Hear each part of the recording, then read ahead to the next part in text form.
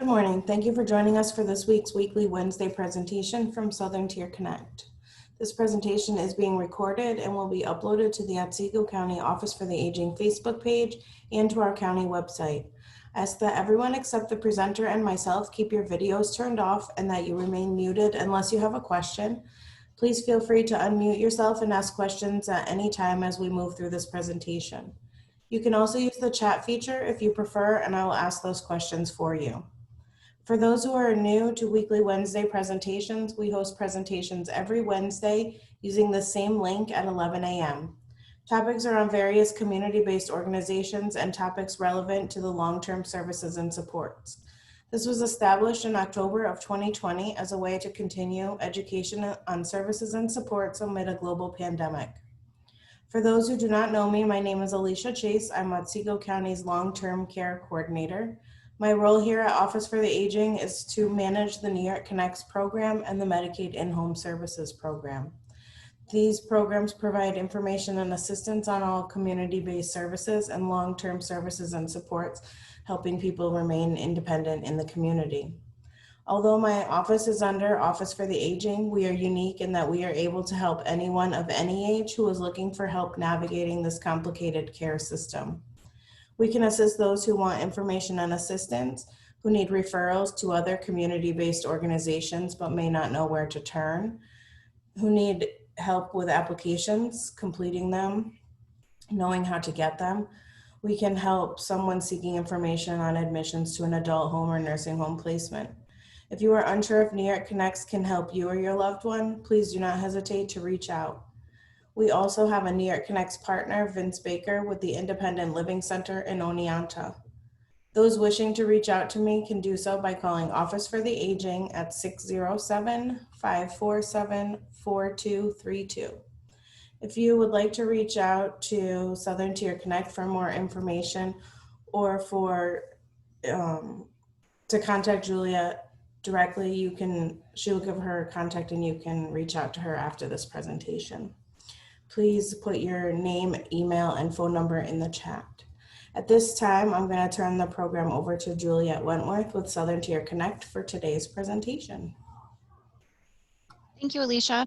I'm Juliet Wentworth. I am the Intake and Eligibility Coordinator for Southern Connect. I cover our Eastern region catchment area, which I'll go over in a few minutes. If you have any questions, like Alicia said, feel free to drop them in the chat and I'll share my contact information at the end of the presentation.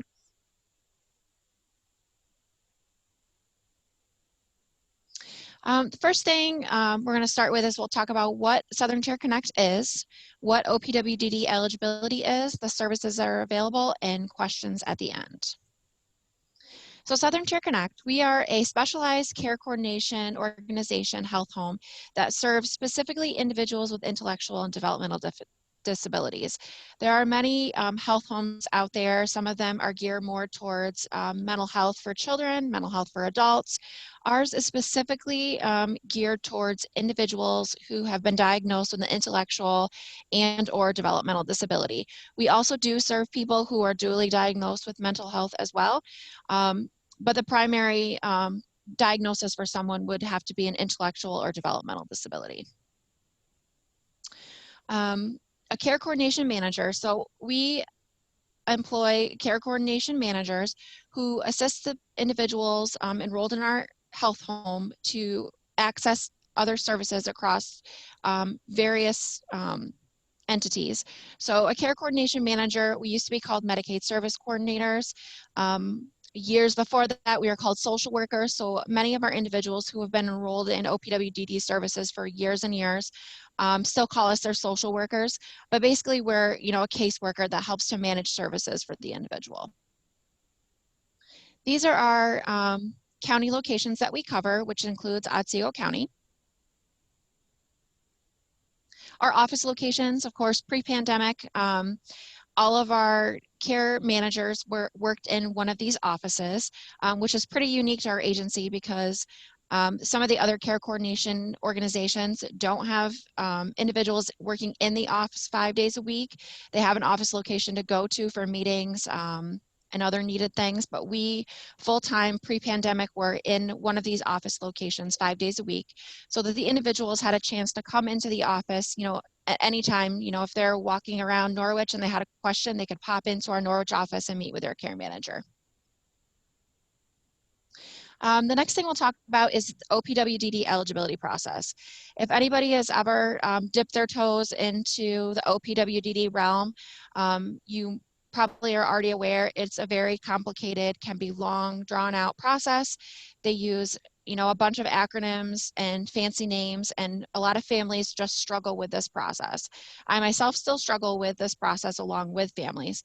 But OPWDD, in order to determine if somebody is eligible, they use a section of the New York State Mental Hygiene Law. And in order to qualify, you have to have 4 of these basic criteria. So one is that you have to have a qualifying condition.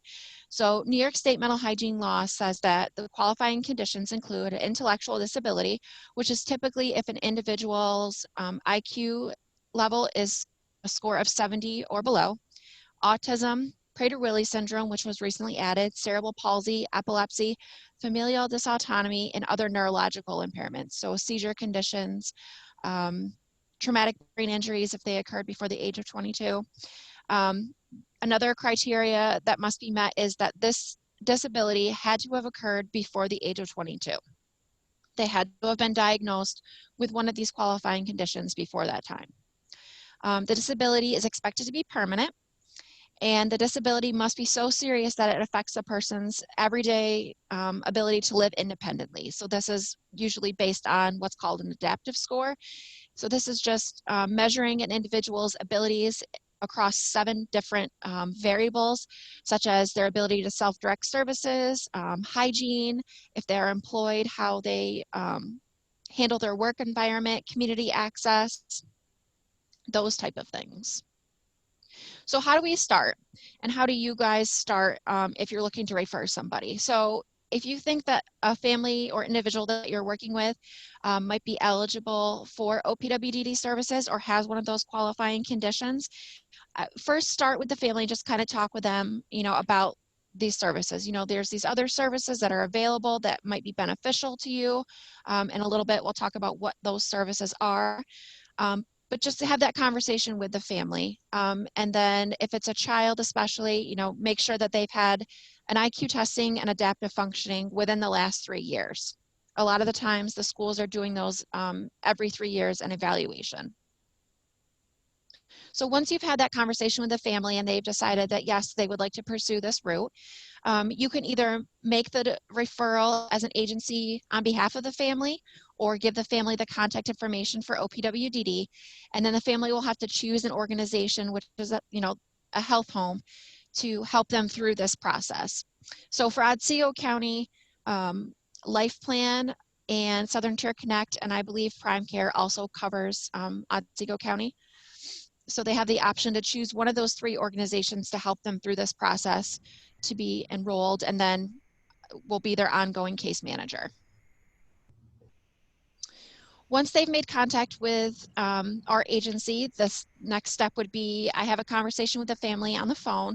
We just kind of talk about what the individual's needs are, what challenges they're facing, and what things that they might be looking for some assistance. Then we also get together information from the individual. So we'll have the family sign releases to collect any psychological evaluations that were completed, copies of IEPs or 504 plans.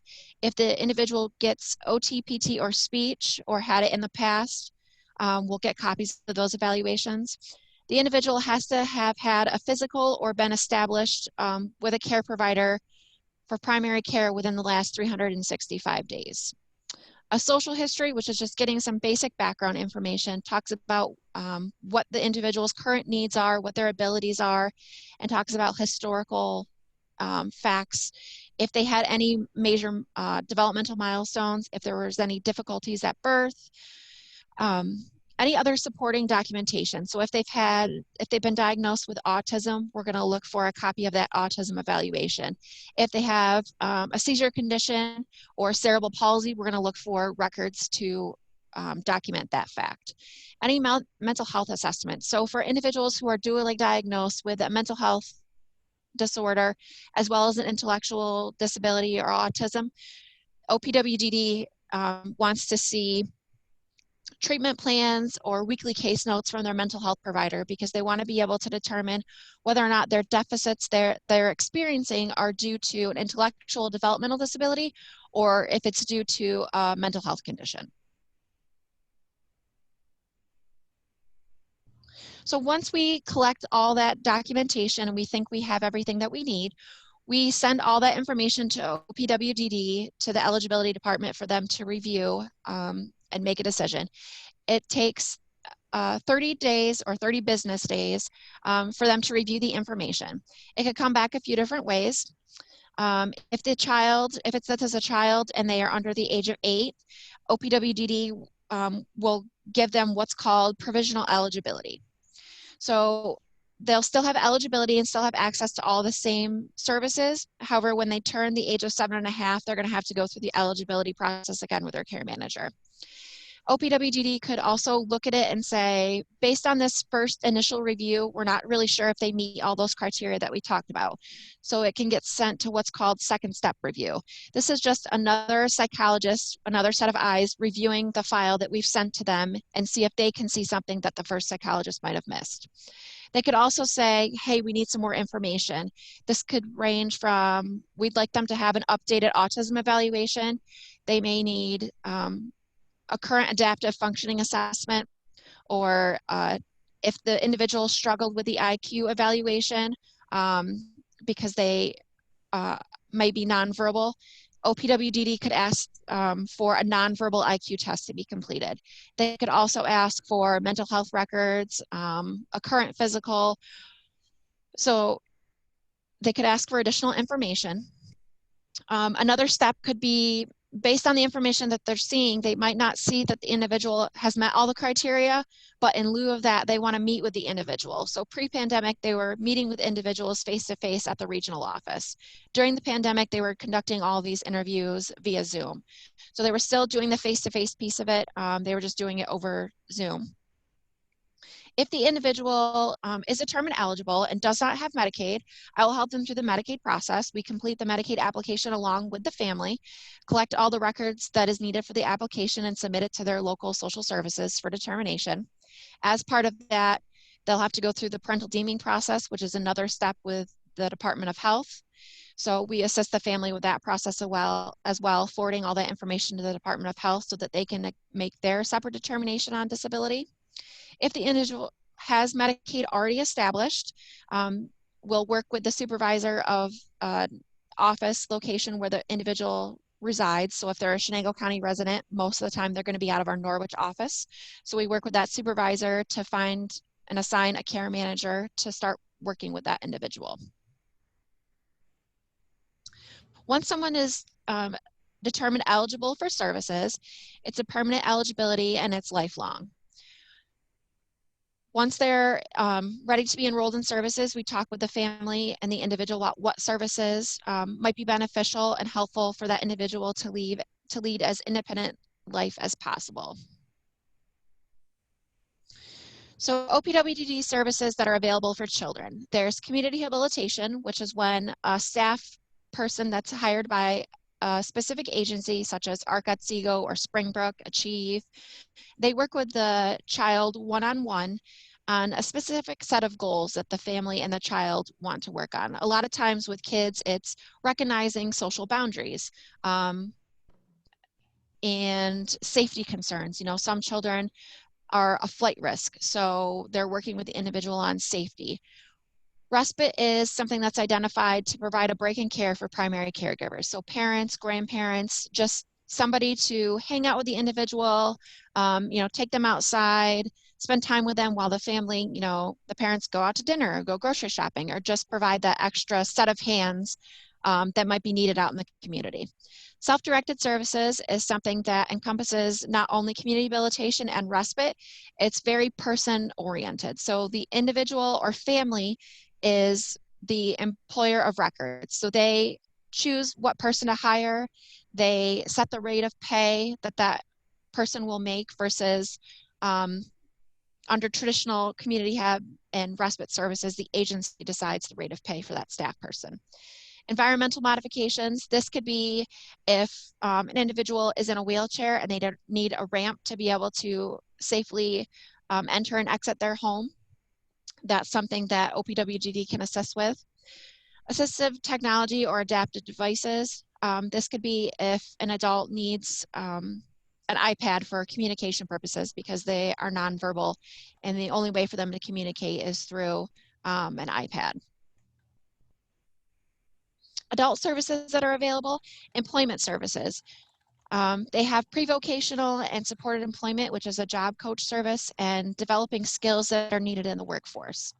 Day hub services is when an individual goes to a certified site with an agency such as our Otsego, Achieve, Springbrook, and they participate with other individuals in a variety of activities. They have goals that they work on.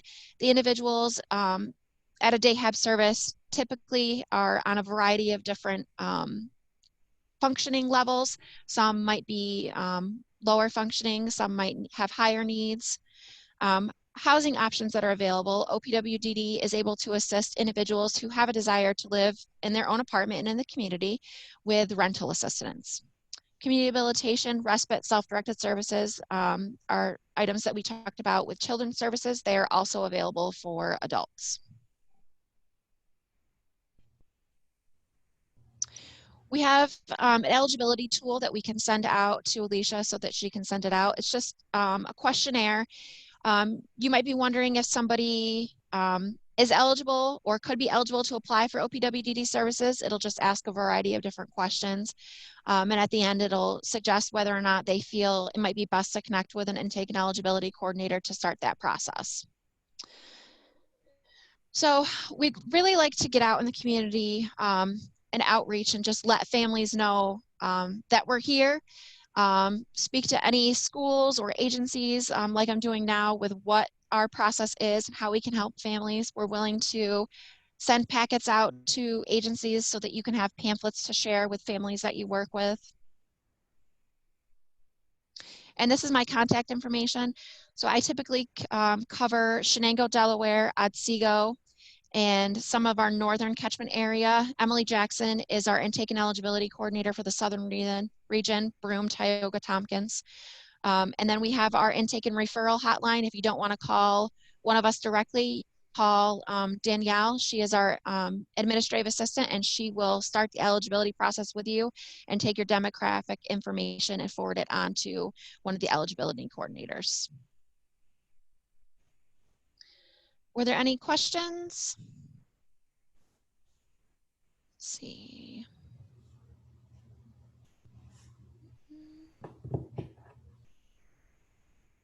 Maria, if you would like any brochures or pamphlets that you can share with your office, I'd be happy to send that out to you guys just so that you can share it with anybody. And if you would like to set up something where we do the same presentation for any other Bassett navigators, feel free to reach out to me and we can get that set up as well.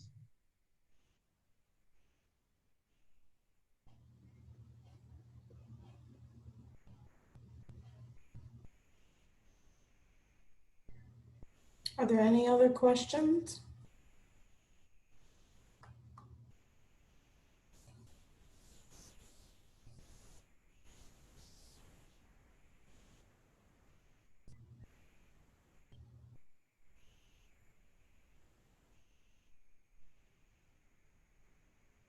Usually I have some questions myself, but I actually have twins with special needs, so I've been through this process.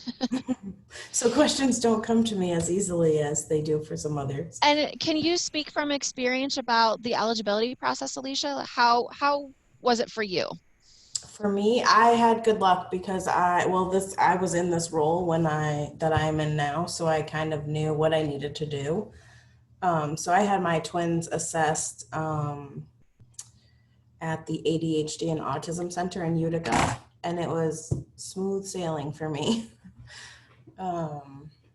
They came with I adopted them, and they have a fetal alcohol syndrome diagnosis that I got from a pediatric neurologist. And then that was my first step. And then I had them assessed at the ADHD and Autism Center. But when I started the process, they didn't yet go to CCO for that help. I just called the front door and did it on my own. Yes. Yep. So it's And nice that that now they was, can get the care manager to help them, because yes. that wasn't Yep. there when I did it. And that's only recently changed since we went from Medicaid service coordination agencies Mhm. to the health home. So that was July of 2018. So prior to that, it was just the families collecting all this stuff themselves. Sometimes you might get lucky and have somebody from OPWDD help you, but most of the time it was on, you guys as families Yep. trying to figure out what to do and navigate all these fancy acronyms. And sometimes we all still struggle with this because I feel like every day is something new and I feel like everything changes every day. Yeah, I had all my documents all together, and I just went to the Family Resource Network in Oneonta and said, "Is it all here?" And they told me yes, and off it went. So my twins were before the age of 8, so they did the provisional, Mhm. and then this year they had to get reevaluated. My daughter's was easy. My son's actually went to 3 denials before it was approved. Um, so that was tough. He's kind of borderline. Yeah. He's There's really smart, but he's very delayed. So and there's a lot of that. There's a lot of individuals that I've helped that are kind of like they're on that curve of it could go either way. I mean, I feel like depending on what psychologist looks at it, sometimes it yeah, could go either way, and it's really hard. And there's nothing for that in between kind of stuff to help families. right. And for him, like even some days, like I think I forget, because you know you have to treat him kind of differently, um, even in how you talk to him, and because he's so kind of normal. Um, a lot of people forget he's an elopement risk, but like at summer camp, because he fits in with all the typical children, they don't remember all the time that he will take off until after he's taken off. Hmm. So yeah, he's kind of borderline. It just depends on his day and how you approach him. And I feel like that's how it happens with everybody. Some people, could look, could be almost typical on paper, but because they do well with the testing and they're very intelligent, but just, everyday stuff sometimes just it Yeah, it it doesn't click for some people. yeah. On paper is where he would struggle, but to look at him and to see him interact with other children, that's where he's typical, Hmm. but he's not necessarily typical when he's triggered. So off around the village of Cooperstown he goes. Hmm. Any other questions?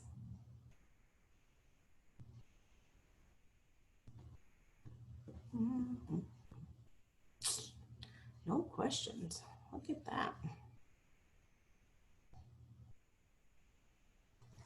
All right. Well, thank you all for coming, and thank you, Juliet, for your presentation today. Thank you.